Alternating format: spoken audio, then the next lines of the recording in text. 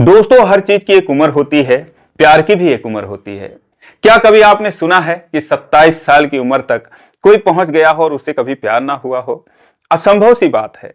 लेकिन दोस्तों, एक लड़की ऐसी थी कि जो कि 27 साल की हो गई, बिल्कुल कुंवारी थी। उसे यह भी नहीं पता था प्यार मोहब्बत क्या होता है।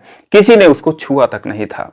आदिवासी लड़की, भोली भाली सीधी सादी लड़की, यूं ही अपने दिन गुजार रही थी। लेकिन एक दिन एक शहरी लड़का उसके पास पहुंचता है और दोस्तों उससे प्यार मोहब्बत की बातें करने लगता है। पहले तो लड़की शर्माती है, लेकिन फिर जब उसे मोबाइल में कुछ दिखाता है तो दोस्तों फिर वो लड़की, जब उसे समझ में आता है कि वाकई में सब क्या होता है, तो दोस्तों फिर उसने जो किया वो दुनिया की किसी लड़की ने नहीं किया होगा। दोस्तों, एक बहुत ही रोचक कहानी है। आइए जानते हैं पूरी कहानी इस वीडियो में। लेकिन वीडियो में आगे बढ़ने से पहले बस वही रिक्वेस्ट, वीडियो को लाइक कर दीजिए, चैनल को भी सब्सक्राइब कर लीजिए ताकि मेरा हौसला बढ़ता रहे। दोस्तों, एक कहानी है बिहार की। एक लड़का जिसका नाम रामवीर महतो होता है। 30-32 साल उसकी उम्र होती है।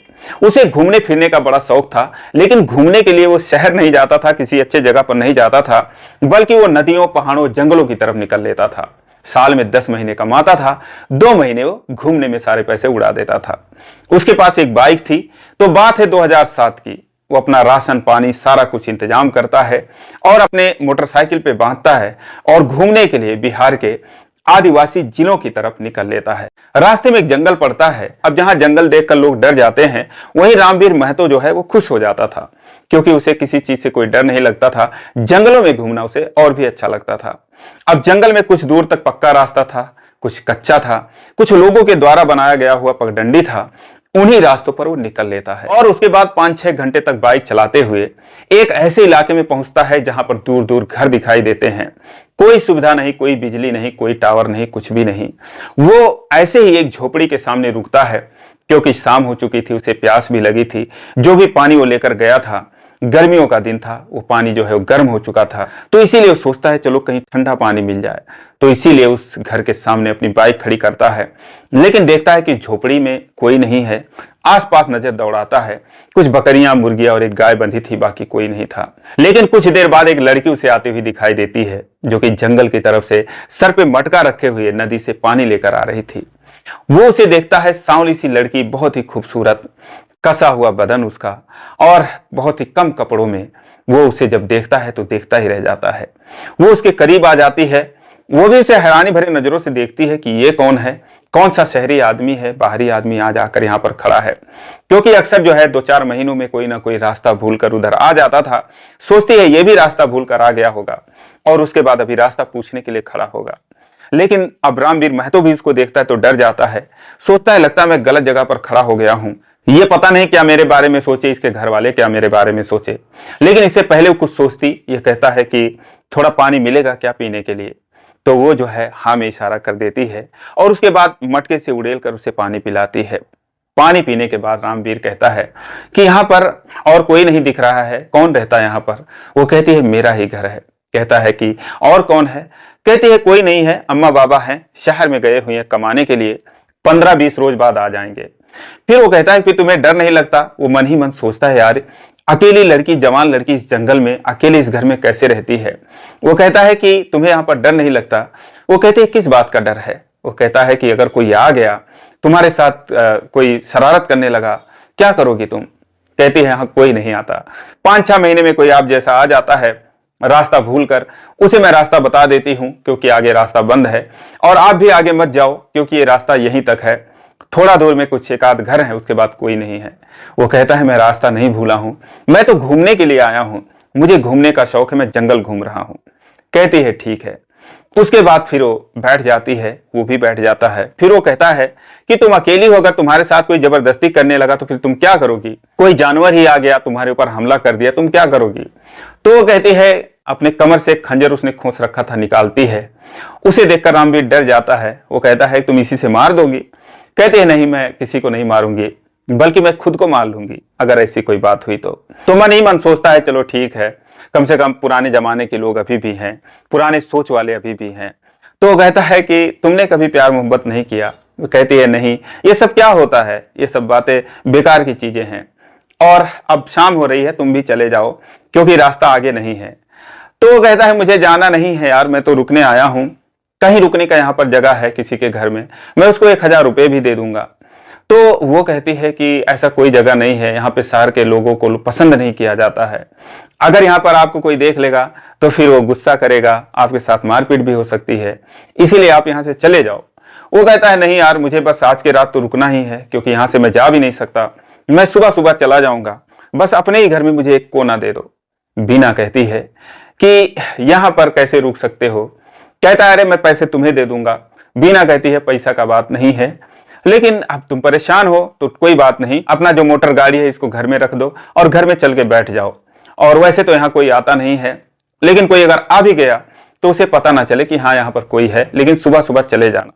कहता है ठीक है मैं चला जाऊंगा। अब दोस्तों वो जो है उसके घर में रुक जाता है। वो शाम को कुछ खाना बनाती है, ये भी कुछ लाया था, कुछ शहर की चीजें उसको देता है, वो कुछ देसी चीजें बनाती है, इसको खिलाती है। उसके बाद एक तखत पर उसका बिस्तर लगा देती है और उसके बाद वहां पर वो लेट जाता है। खुद जो बीना थी वो चटाई बिछाकर नीचे लेट जाती है। अब दोस्तों जो रामवीर था वो एक शातिर किस्म का था, चालाक था, शहर का लड़का था। वो सोचता है यार इतनी सीधी इतनी भोली लड़की और 27 साल की उम्र में कुंवारी है, ऐसी लड़की तो कभी मिली नहीं, और कैसे इसको हासिल करूं, कैसे पाऊं। वो तरकीब लगाने की सोचता है, लेकिन अब उसके कमर में खंजर था, खोस रखी थी सुरक्षा के लिए, इसीलिए वो डर रहा था। फिर वो कहता है कि कभी तुमने सिनेमा देखा है? वो कहती है कि नहीं देखा, लेकिन मैंने सुना है कि जैसे हमारे लोग यहाँ पर नाचते गाते हैं, वैसे एक टीवी होता है, उसमें जो फोटो वगैरह होता है वो नाचता है गाता है। वो हंसने लगता है, कहता है यार बताओ तुम्हें टीवी के बारे में भी नहीं पता है, तो तुम सिनेमा देखोगी? तो कहती है कैसे? तो कहता है कि मेरे पास है ना छोटा सा टीवी है। दोस्तों एक मोबाइल रख रखा था, 2007 की बात है, मेमोरी कार्ड वाला उसके पास मोबाइल था। मोबाइल में बहुत सारे गाने मूवीज वगैरह भरा रखे थे। तो कहता है अगर तुम देखना चाहो तो मेरे पास है। कहती है हाँ दिखाओ। अब दोस्तों उसके पास आ जाता है, चटाई पर उसके बगल में बैठ जाता है, वो भी उठ के बैठ जाती है और उसके बाद फिर मोबाइल में हिंदी गाने दिखाने लगता है, अच्छे अच्छे गाने दिखाने लगता है। पहले तो बीना देखती है तो शर्माती है, छी छी करती है, अपने नाक भौं सिकोड़ती है, कहती है छी ये सब कैसे ये लोग करता है। लेकिन फिर धीरे धीरे उसको अच्छा लगने लगता है। जैसे कि एक गाना है कि ठहरे हुए पानी में कंकड़ न मार सांवरे, हलचल सी मच जाएगी। तो दोस्तों वो सब चीजें देखकर, चूंकि जो बीना थी पहली बार देख रही थी, तो उसे बहुत ही ज्यादा फील होता है, महसूस होता है, उसके तन बदन में हलचल सी मच जाती है, उसकी धड़कनें तेज हो जाती हैं। वो रामवीर के और करीब आ जाती है और रामवीर भी यही चाहता है। वो समझ जाता है कि बीना के मन में क्या चल रहा है। वो जो है और गाने लगाता है और उसे देखती है, तो वो कहता है कि देखो ना प्यार मोहब्बत कितनी अच्छी चीजें हैं, कितना अच्छा लग रहा है और तुम भी ऐसा करना चाहोगी। अब दोस्तों वो उसके आंखों में देखती है, मुंह से कुछ नहीं बोलती, लेकिन फिर समझ लो कि उसके तरफ से भी हाँ था, वो उसकी बाहों में झूल जाती है। उसके बाद दोस्तों वो मोबाइल एक तरफ रख देता है, अंधेरा हो जाता है और उसके बाद जो भी कुछ हो रहा था बीना के साथ पहली बार हो रहा था। बीना को फिर एहसास होता है कि नहीं ये सब गलत है। वो उससे दूर हटती है, कहती है नहीं ऐसा पाप हम नहीं करेंगे, यहाँ सब ये सब नहीं होता है, हम नहीं कर सकते। वो कहता है कि मैं तुमसे शादी करूंगा। फिर वो कसमें खिलाती है, गाय की, महादेव की, अपनी, सब कुछ खिलाती है। सारा कसम वो खा लेता है, क्योंकि दोस्तों उसे तो कुछ और ही चाहिए था। वो कहता है मैं तुमसे शादी करूंगा, तुम्हें छोड़कर नहीं जाऊंगा। कहती है ठीक है, अगर आप मुझसे शादी करेंगे तो अम्मा बाबा आएंगे, तब तक आपको यहाँ रहना पड़ेगा। मैं अम्मा बाबा से बताऊंगी और अम्मा बाबा भी खुश हो जाएंगे, क्योंकि यहाँ पर किसी का दामाद आप जैसा सुंदर नहीं है। कहता है ठीक है, जब तक वो आएंगे मैं रहूंगा।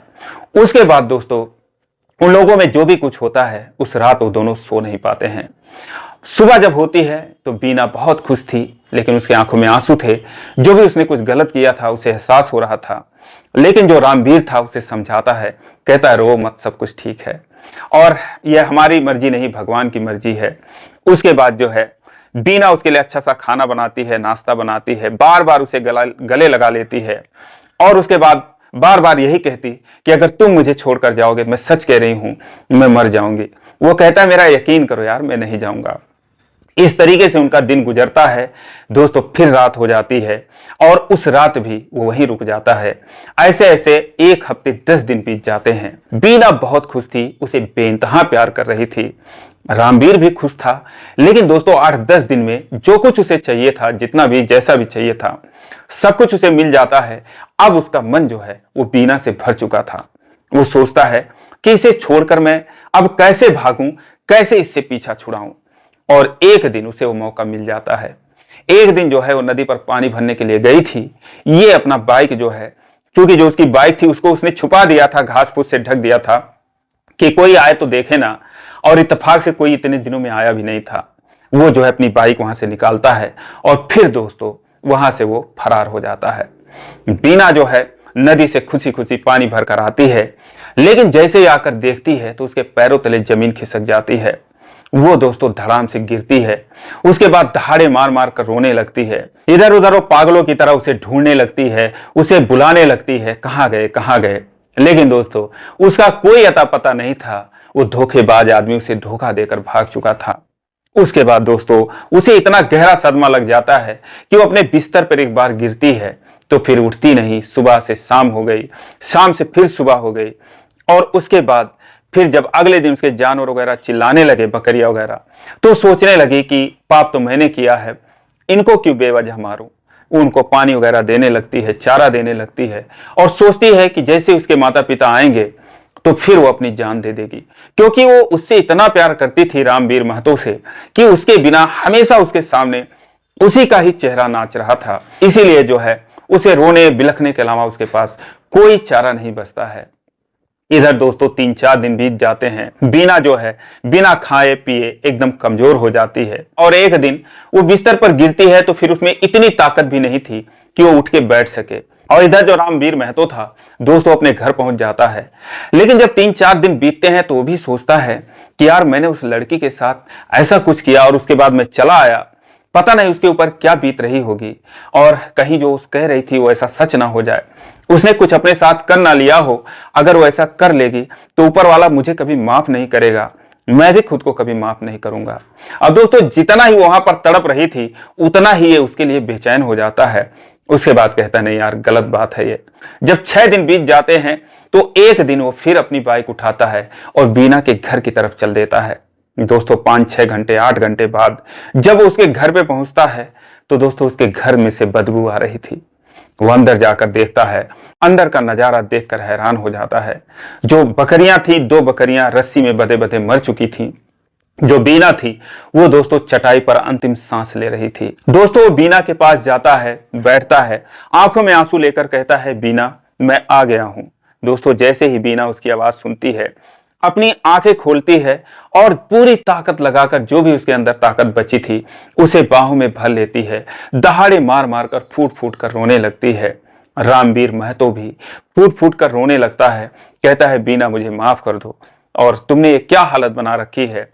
बीना ने कहा मैं तुमसे कह रही थी अगर तुम मुझे छोड़कर जाओगे तो मैं मर जाऊंगी, तुम क्यों आ गए, मेरे मरने के बाद आते। दोस्तों उसके बाद वो उसे संभालता है और कुछ लाया था अपने बैग में उसे कुछ खिलाता है, पिलाता है। जो बकरियां मर चुकी थी उन्हें मिट्टी देता है और उसके बाद उसे संभालता है और बार बार उससे गले लगाकर रोने लगता है। कहता है बीना अगर तुम्हें कुछ हो जाता मैं खुद को माफ नहीं कर पाता, मुझे माफ कर दो, मैं सच में तुम्हें छोड़कर चला गया था। दोस्तों उसके 1 हफ्ते बाद जो बीना के माता पिता थे वो शहर से आते हैं और उसके बाद वो रामवीर को देखते हैं। रामवीर उनसे जो है बीना का हाथ मांगता है। वो लोग जो है बीना से पूछते हैं, बीना भी कहती है हाँ बाबा। और दोस्तों उसके बाद वो उन दोनों की शादी करा देते हैं। दोस्तों 2007 से आज 2025 आ गए, 18 साल हो गए और आज भी दोनों बहुत ही खुश हैं। बीना उसे उसी तरीके से प्यार करती है जैसे कि वो पहले करती थी और रामवीर भी उसे बहुत प्यार करता है। आज इनके 3 बच्चे हैं। दोस्तों जमाना बदल गया, सब कुछ बदल गया। बीना जैसी लड़कियां आज इस संसार में मिलना इम्पॉसिबल है। दोस्तों ये रही बीना की कहानी। आपको कैसी लगी कमेंट करके जरूर बताएं। अच्छी लगी हो तो वीडियो को लाइक नहीं किया तो लाइक कर दीजिए, चैनल को भी सब्सक्राइब कर लीजिए इसी प्रकार की कहानियों के लिए। फिर मिलेंगे अगले वीडियो में, तब तक के लिए जय हिंद।